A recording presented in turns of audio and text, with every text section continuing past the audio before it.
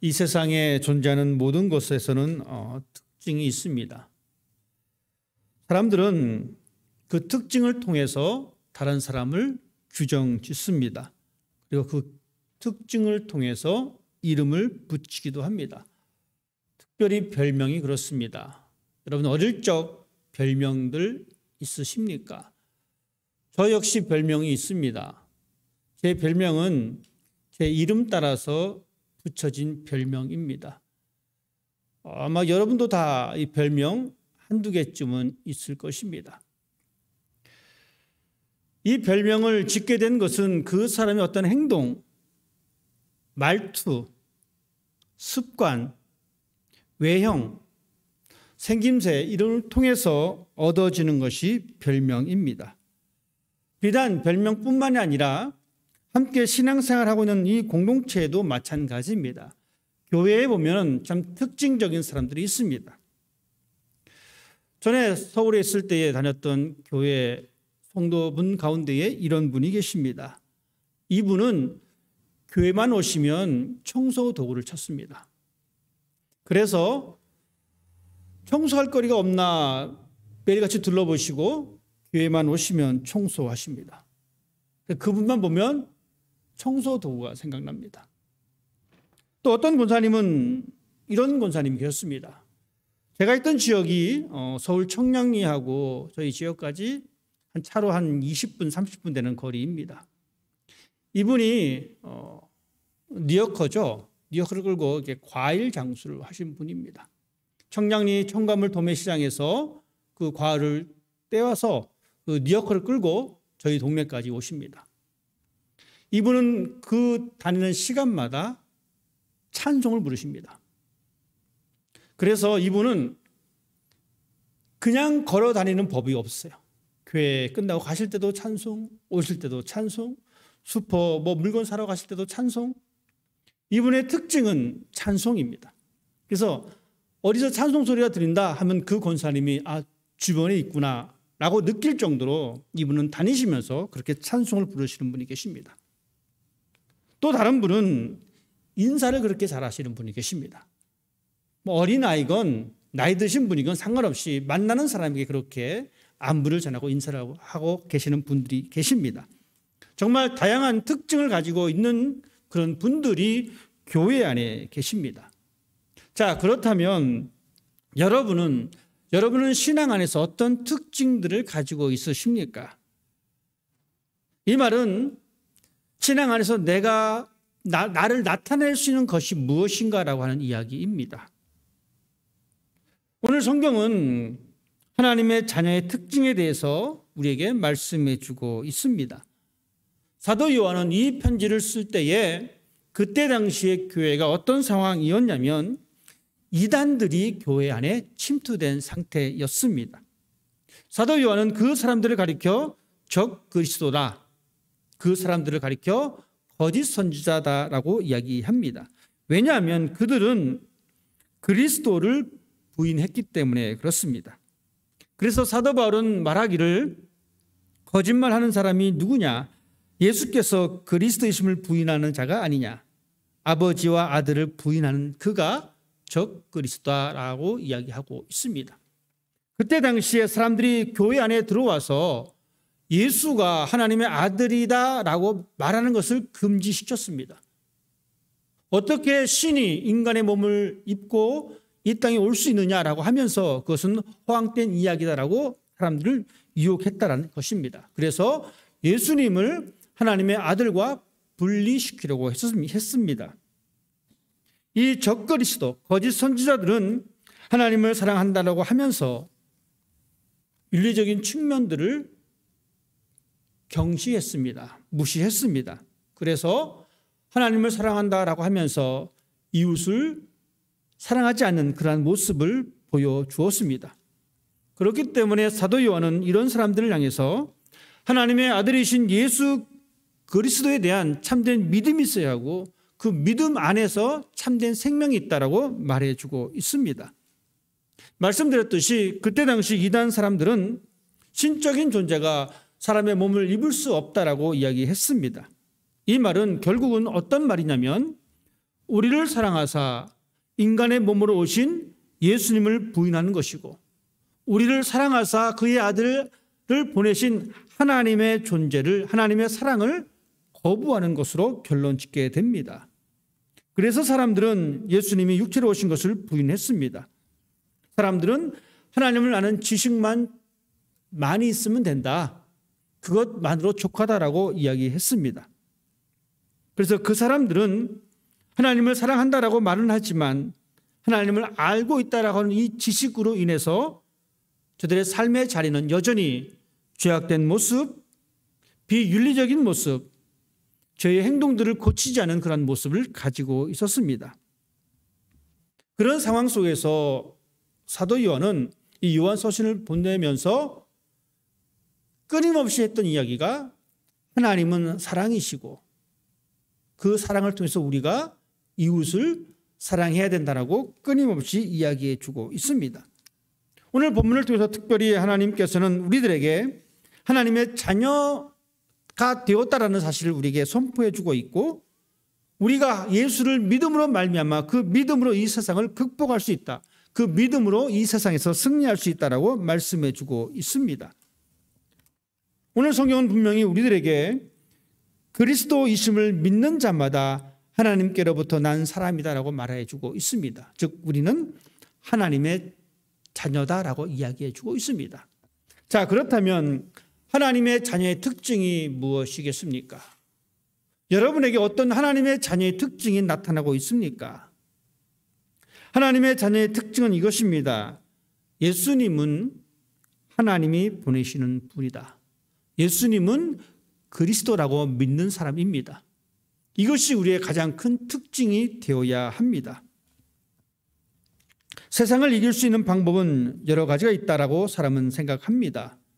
그렇기 때문에 이 세상을 정복하기 위해서 어떤 사람들은 더 큰 권력을 찾습니다.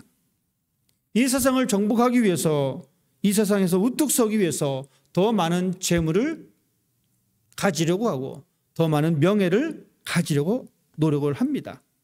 그래서 그 재물 가지고, 그 명예 가지고, 그 권력 가지고 세상과 맞서 싸우려고 이기려 합니다. 하지만 결국에는 그 방법으로 세상을 이길 수 있다라는 생각을 포기할 수밖에 없습니다. 세상은 우리의 생각보다 훨씬 견고하고 강력합니다. 모든 것이 만만치 않습니다. 우리는 그러한 세상 속에 살아갑니다. 그것을 알지만 우리는 그냥 외면할 뿐입니다. 혹시 내가 재물로, 명예로, 권력으로 세상과 맞서 싸워서 이길 수 있지 않을까라는 생각을 가지고 있습니다. 하지만 이 세상에서 승리할 수 있는 유일한 방법은 오직 하나님입니다. 그 하나님의 자녀인 우리들은 그 하나님을 믿는 그 믿음으로 말미암아 세상을 이길 수가 있습니다. 이 세상을 다스리시는 분은 하나님 한 분이십니다. 그 하나님께서 우리를 위해서 이 땅에 예수 그리스도를 보내주셨습니다. 이 놀라운 사실을 믿는 것이 바로 세상을 이기는 출발점입니다. 믿는다라고 하는 이 단어에는 고백하다라는 말, 시인한다라고 하는 말과 같은 말입니다. 즉 인정하고 동의한다라는 표현입니다. 예수님이 하나님의 아들이심을 믿는다는 사실은 하나님을 믿는다라고 하는 선언입니다. 여러분, 이 선언이 우리에게 있습니다. 이 선언을 통해서 우리는 하나님의 자녀입니다. 하나님의 자녀는 하나님을 사랑하는 것입니다. 어느 자녀가 부모님을 사랑하지 않습니까? 우리는 하나님의 자녀입니다. 그래서 우리는 하나님을 사랑합니다. 우리는 예수님을 사랑합니다. 그런데 이 사랑이 하나님에게만, 이 사랑이 예수님에게만 국한된 것이 아닙니다. 이 사랑의 대상은 모든 하나님의 자녀입니다. 우리가 눈을 들어서 위를 보았을 때에 그곳에 하나님이 계시다면 우리는 마땅히 그 하나님을 사랑합니다. 그리고 우리가 눈을 들어서 옆을 보았을 때에 우리 옆에 또한 나와 똑같은 하나님의 자녀가 있다면 그 사람도 우리는 사랑해야 합니다. 하나님은 사랑이시다라고 말씀하셨고 우리는 하나님의 자녀입니다. 우리가 하나님을 사랑한다면 우리 역시 이웃을 사랑함으로 내가 하나님을 사랑하고 있다라고 하는 이 사실을 입증해야 합니다.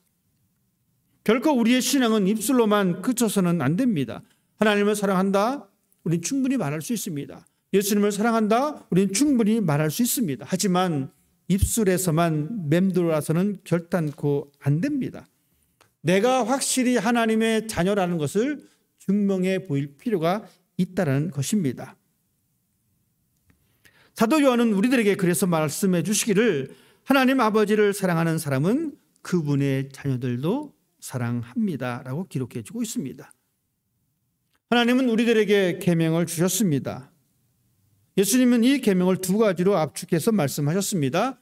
하나님을 사랑하는 것과 이웃을 사랑하는 것. 하나님을 사랑한다는 유일한 증거가 이웃을 사랑하는 겁니다. 하나님의 자녀를 향한 사랑의 마음을 품고 살아가는 것입니다. 하나님의 자녀를 향한 사랑의 언어, 사랑의 행동, 이 모습을 가질 때에 비로소 우리는 하나님의 자녀됨의 특징을 나타내 볼 수가 있습니다. 세상의 모든 사람들은 하나님을 사랑한다라고 이야기할 수 있습니다. 그들이 교회를 다니건 다니지 않건 말로서는 무엇을 못하겠습니까? 하지만 분명한 것은 그 사랑이, 그 입술의 고백이 우리의 삶 가운데 분명히 보여줘야 된다는 것. 그런 믿음을 소유한 여러분이 되시기를 부탁을 드립니다. 하나님의 자녀의 두 번째 특징은 이것입니다. 하나님이 주신 그 계명, 즉 사랑하라고 하신 그 말씀, 이 말씀이 짐이 되지 않습니다. 우리 모두는 예수를 믿어 하나님의 자녀가 되었습니다.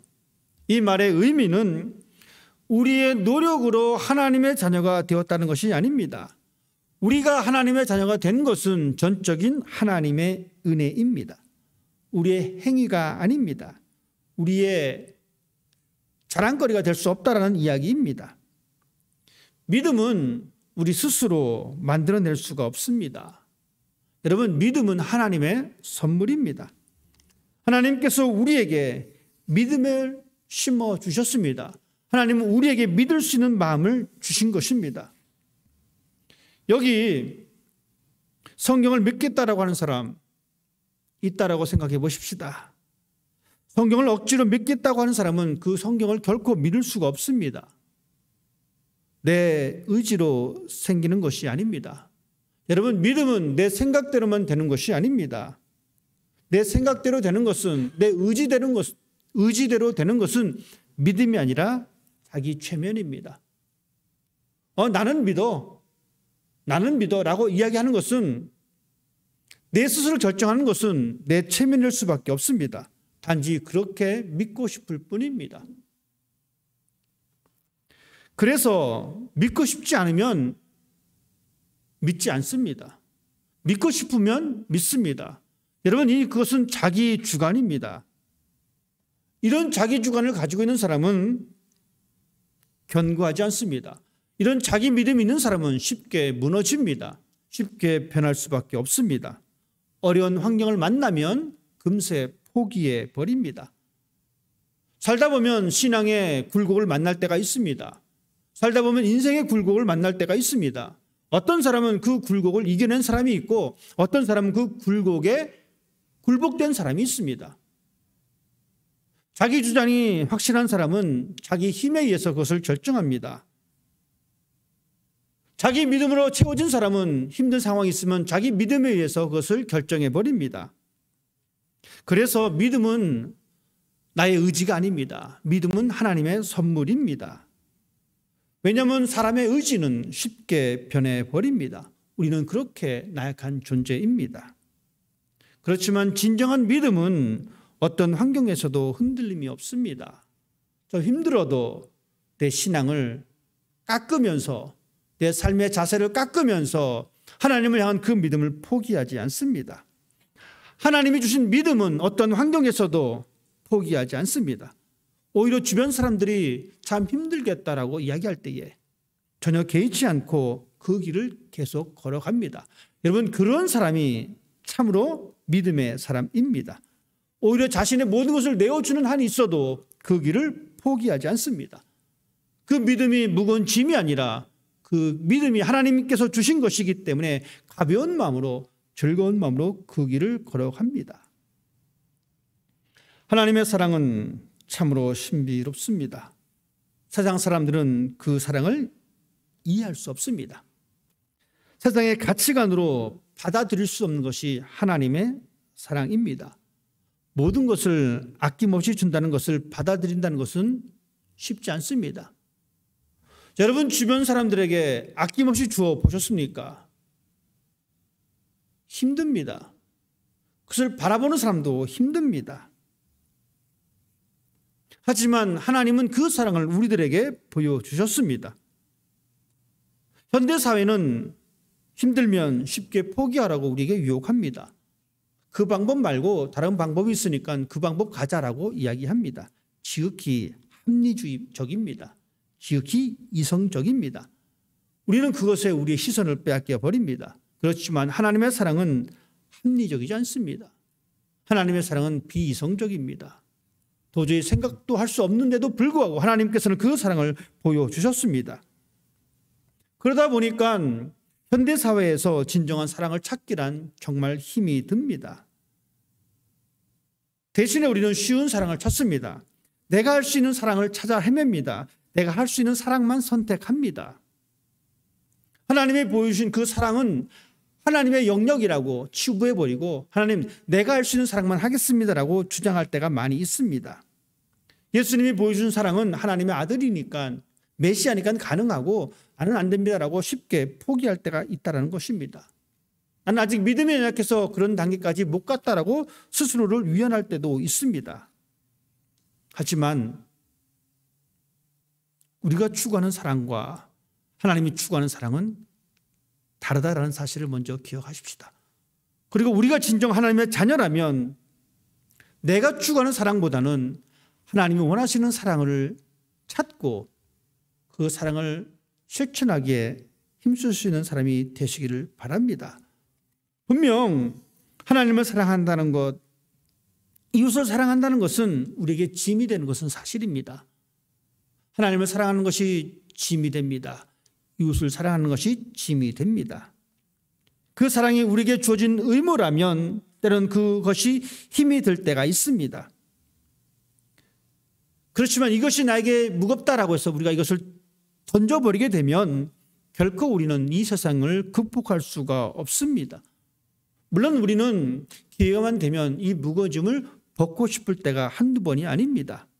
그리고 적당한 기회만 되면, 적당한 환경만 되면 내가 이 짐을 벗어버리리라 라고 생각할 때가 많습니다. 하지만 그렇다라고 가벼워지지 않습니다. 불행한 것은 그 순간 우리는 이 세상에 휩쓸려 내려가 버리게 될 것입니다.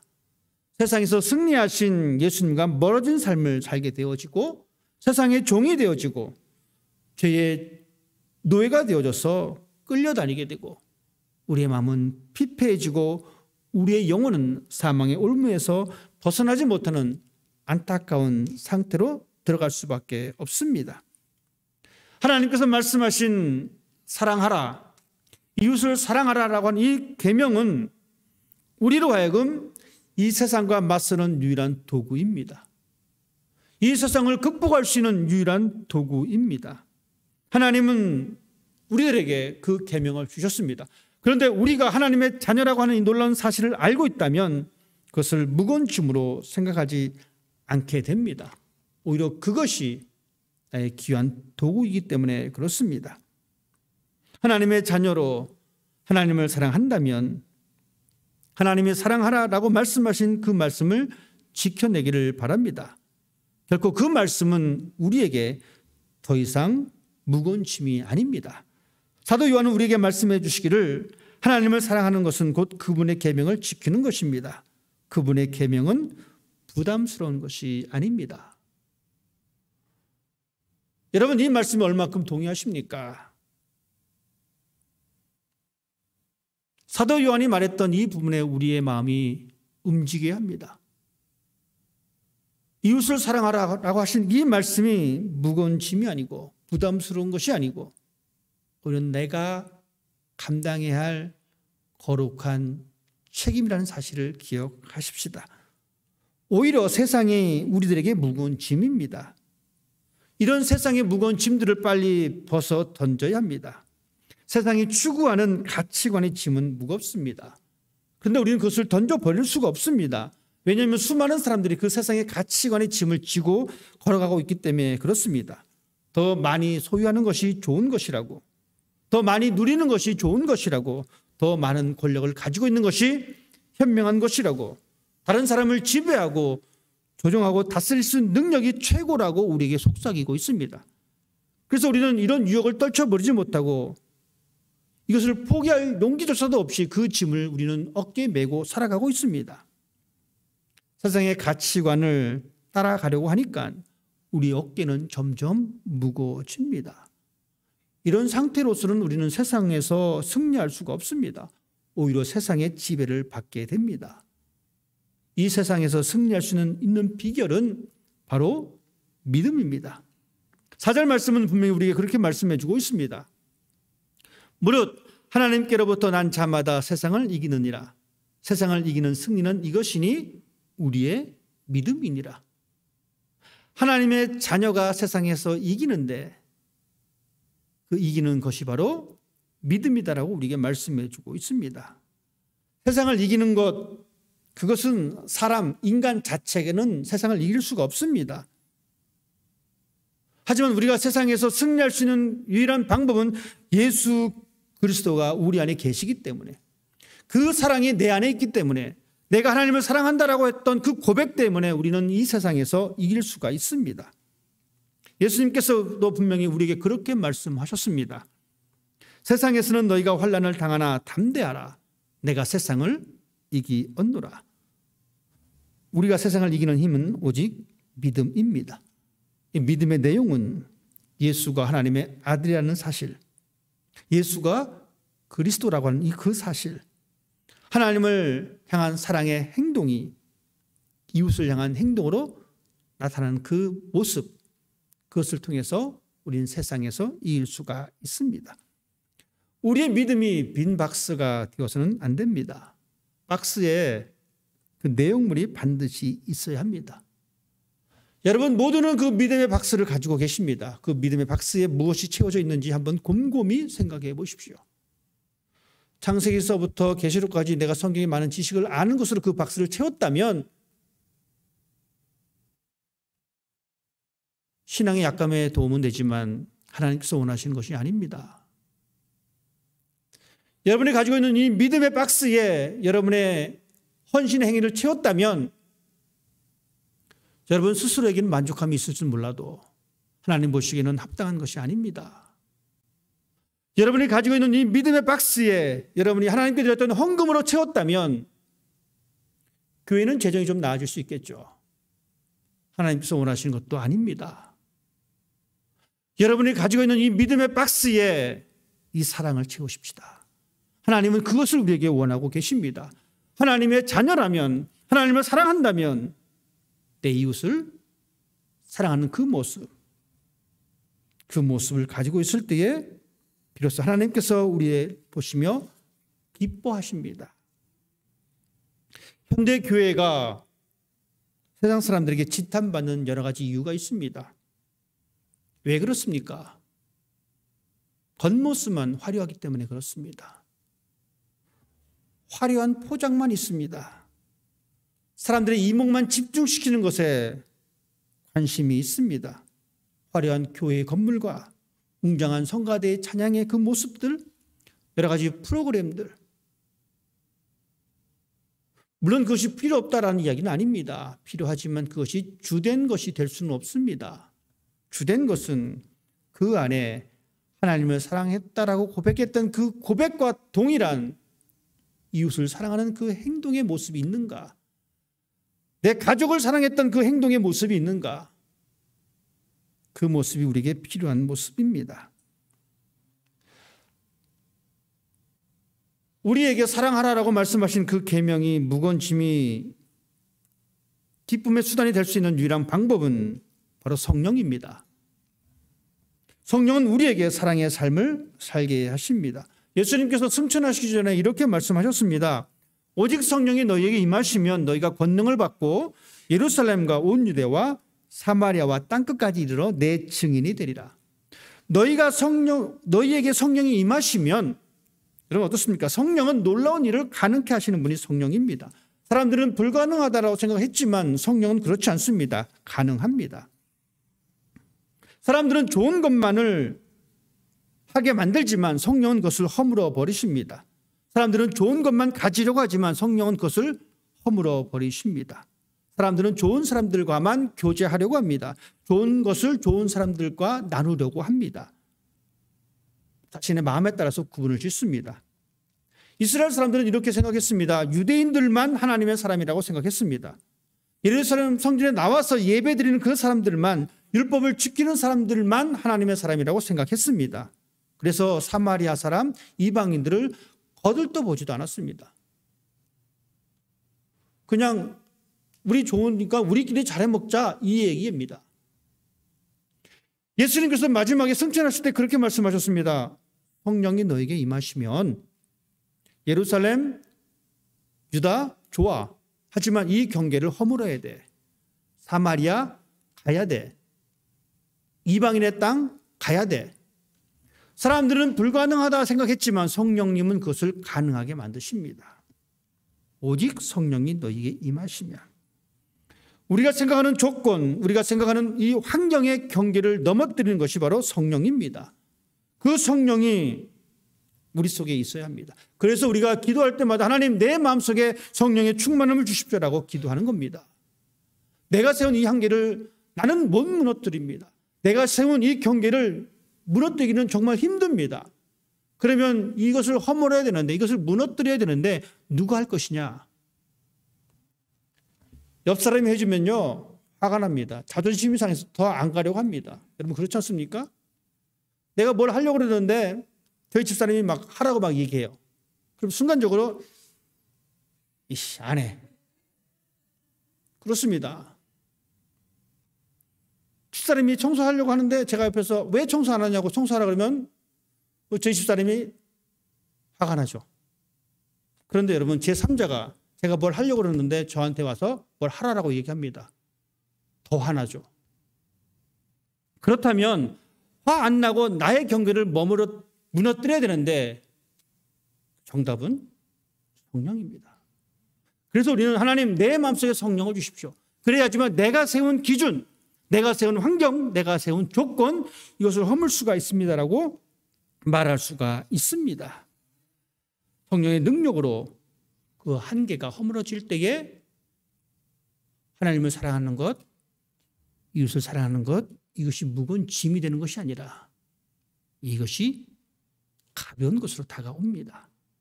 예수님께서 말씀해 주시기를 내 멍에는 쉽고 가볍다라고 하신 말씀.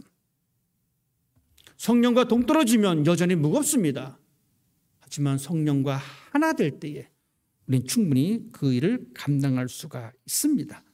오직 우리는 하나님의 자녀로서 하나님의 자녀의 특징을 나타낼 수 있는 여러분이 되시기를 부탁을 드립니다. 그 특징을 통하여 예수님의 생명을 드러내게 되기를 원합니다. 그 믿음으로 이 세상에서 승리하며 극복할 수 있는 삶이 되기를 원합니다. 우리 모두는 참된 신앙이 있음을 증명하십시다. 이 세상에서 하나님의 자녀됨을 증명하십시다. 그래서 하나님께 영광 돌리는 복된 삶이 되시기를 주님의 이름으로 부탁을 드립니다. 기도하겠습니다.